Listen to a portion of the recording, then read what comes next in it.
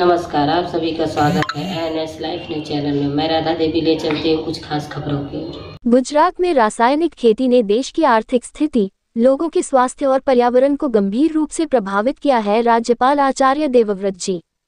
जैविक खेती और प्राकृतिक खेती में बहुत अंतर है। राज्यपाल आचार्य देवव्रत जी। प्रधानमंत्री नरेंद्र मोदी की पहल पर पूरे देश में 1 अप्रैल से प्राकृतिक खेती मिशन शुरू हो रहा है। जैविक खेती और प्राकृतिक खेती में बहुत बड़ा अंतर है। राज्यपाल आचार्य देवव्रत जी। राज्यपाल आचार्य देवव्रत जी की अध्यक्षता में दांतीवाड़ा कृषि विश्वविद्यालय में प्राकृतिक खेती संगोष्ठी एवं कार्यशाला का आयोजन। राज्यपाल आचार्य देवव्रत ने कहा कि प्रधानमंत्री नरेंद्र मोदी की प्रेरणा से 1 अप्रैल से पूरे देश में राष्ट्रीय प्राकृतिक खेती मिशन शुरू किया जा रहा है। परिणाम स्वरूप प्राकृतिक खेती का प्रसार बढ़ेगा।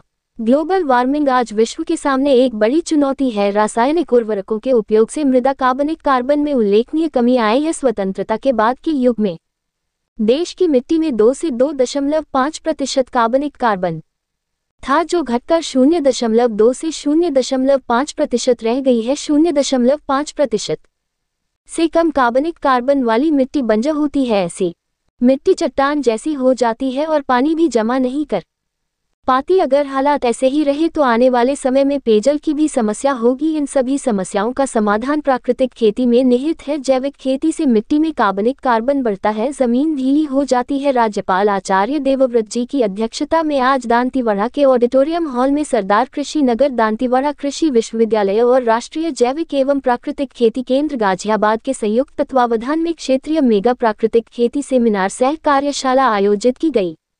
इस सेमिनार में किसानों को प्राकृतिक खेती के विशेषज्ञों से प्राकृतिक खेती के बारे में विस्तृत जानकारी मिल रही है। इस योजना से आने वाले समय में प्राकृतिक कृषि अभियान को गति देने के लिए विशेष प्रयास किए जाएंगे। राज्यपाल आचार्य देवव्रत ने आगे कहा कि रासायनिक खादों के प्रयोग से कैंसर, हृदयघात, मधुमेह आदि बीमारियां बढ़ रही हैं। हाल ही में एक महिला वैज्ञानिक ने 30 बच्चों पर शोध किया और उनके रक्त के नमूनों में कीटनाशक पाए। रासायनिक खेती का देश की आर्थिक स्थिति, लोगों के स्वास्थ्य और पर्यावरण पर गंभीर प्रभाव पड़ता है। कृषि में यूरिया के उपयोग से नाइट्रस ऑक्साइड गैस उत्पन्न होती है, जो कार्बन डाइऑक्साइड से 312 गुना अधिक खतरनाक है। जैविक खेती और प्राकृतिक खेती में अंतर बताते हुए राज्यपाल ने कहा कि जैविक खेती और प्राकृतिक खेती बिल्कुल अलग अलग है। पिछले 30 वर्षों के अनुभवों से पता चला है कि जैविक खेती से किसानों को कोई लाभ नहीं हुआ है, जबकि प्राकृतिक खेती अपनाने से उत्पादन बढ़ता है और मिट्टी की उर्वरता बढ़ती है।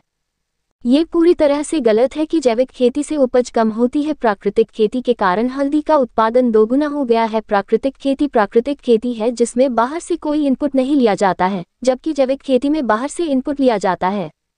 राज्यपाल ने सभी से देश की भावी पीढ़ी की सुरक्षा के लिए प्राकृतिक खेती अपनाने का आग्रह किया। राज्यपाल ने सूक्ष्म जीवों, मित्र कीटों और केंचुओं के महत्व को समझाते हुए कहा कि जैविक खेती और प्राकृतिक खेती में बहुत अंतर है। भोजन मन को शुद्ध करता है, लेकिन आज के विषाक्त आहार ने हिंसा के स्तर को बढ़ा दिया है। इसलिए राज्यपाल ने सभी से देश की भावी पीढ़ी की सुरक्षा के लिए प्राकृतिक खेती अपनाने का आग्रह किया। राज्यपाल आचार्य देवव्रत जी ने गुजरात के 5 कृषि विश्वविद्यालयों द्वारा किए गए अनुसंधान की सराहना की और उन्हें बधाई दी। विभिन्न राज्यों से प्राकृतिक खेती करने वाले 9 किसानों को सम्मानित किया गया।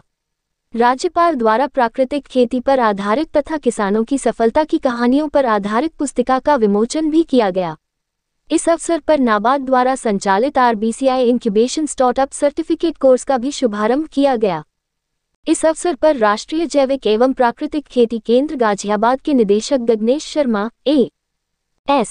राजपूत, नागपुर केंद्र के निदेशक डॉक्टर मनोज सोलंकी, अक्षय कृषि परिवार के अध्यक्ष डॉक्टर R.M. चौहान, सरदार कृषि नगर दांतीवाड़ा कृषि विश्वविद्यालय के कुलपति V.P. चौवतिया, जूनागढ़ कृषि विश्वविद्यालय के कुलपति के.B. कठारिया, जिला कलेक्टर मेहर पटेल, जिला पुलिस अधीक्षक अक्षय राज मकवाना, जिला विकास अधिकारी M.J.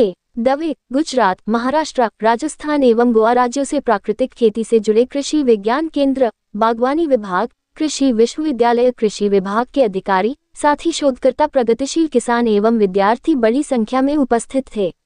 सह संपादक विंध्याचल